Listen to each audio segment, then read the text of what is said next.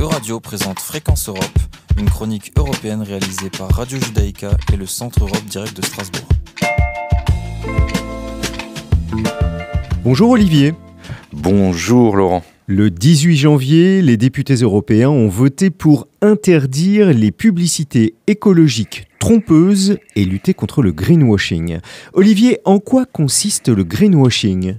Alors le greenwashing, aussi appelé l'éco-blanchiment ou même encore le verdissage, est un terme qui est apparu à la fin des années 70. Il est aujourd'hui fréquemment utilisé dans les médias, mais aussi sur les réseaux sociaux ou par les influenceurs. Pour l'ADEME, l'agence de la transition écologique, le greenwashing consiste pour une entreprise à orienter ses actions de marketing et sa communication auprès du public en utilisant l'argument écologique de manière trompeuse pour notamment améliorer son image et celle du produit. C'est notamment l'utilisation d'arguments verts dans les publicités afin de présenter un produit comme plus durable qu'il ne l'est réellement.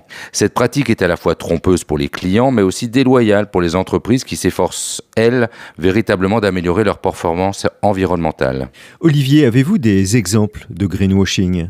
On trouve du greenwashing dans quasiment tous les secteurs, la mode, les cosmétiques, les produits de nettoyage, l'agroalimentaire, l'automobile, voire les banques. Le greenwashing peut consister en l'utilisation de la couleur verte pour faire croire au caractère naturel du produit. Il y a aussi l'utilisation de photos, de paysages, de nature, de forêts, de plantes. Le greenwashing peut aussi se caractériser par l'utilisation d'un champ lexical vague, trompeur, comme parfum avec des extraits naturels, fraîcheur naturelle, écologique, qui peut laisser croire que le produit est sain et respectueux de la nature sans en apporter la preuve. L'entreprise peut également minimiser ses impacts négatifs sur l'environnement en mettant en avant ses produits les plus respectueux de l'environnement tout en ignorant les impacts environnementaux de ses autres activités. On a beaucoup reproché ce type de greenwashing à Total par exemple ou récemment à Danone pour la neutralité carbone des bouteilles en plastique de la marque Evian.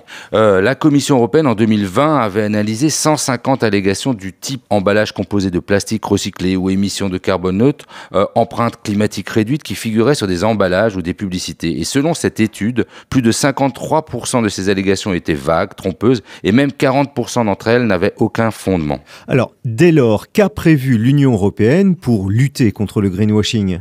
Alors d'ici les élections européennes du 9 juin, plusieurs textes seront adoptés pour lutter contre le greenwashing et les allégations environnementales trompeuses. Ainsi, la directive approuvée le 18 janvier à une très large majorité du Parlement européen souhaite donner les moyens aux consommateurs d'agir en faveur de la transition écologique. Pour cela, ce texte prévoit notamment d'interdire certaines allégations vagues et trompeuses. Ainsi seront interdites toutes les publicités ou affirmations génériques trompeuses telles que respectueuses de l'environnement naturel, biodégradable, écologique, neutre en carbone si elles ne sont pas corroborées sur des bases factuelles et scientifiques. Cette directive entend également améliorer l'information sur la durabilité de certains objets et leur réparabilité. Il sera notamment interdit d'affirmer qu'un bien est réparable si ce n'est pas le cas ou de promettre une durée de vie du produit non prouvée ou surestimée.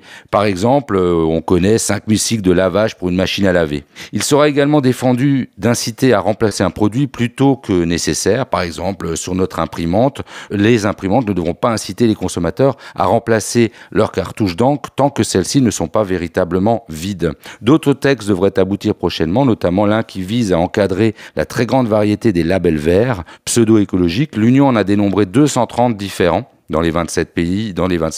Elle entend renforcer les contrôles et conforter la confiance dans les labels existants comme l'écolabel européen. Reste donc maintenant à savoir si cette nouvelle législation suffira à redonner confiance aux consommateurs et l'assurance que les produits vendus comme écologiques le sont véritablement.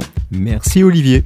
Euradio vous a présenté Fréquence Europe, une chronique réalisée par Radio Judaïka et le Centre Europe Direct de Strasbourg.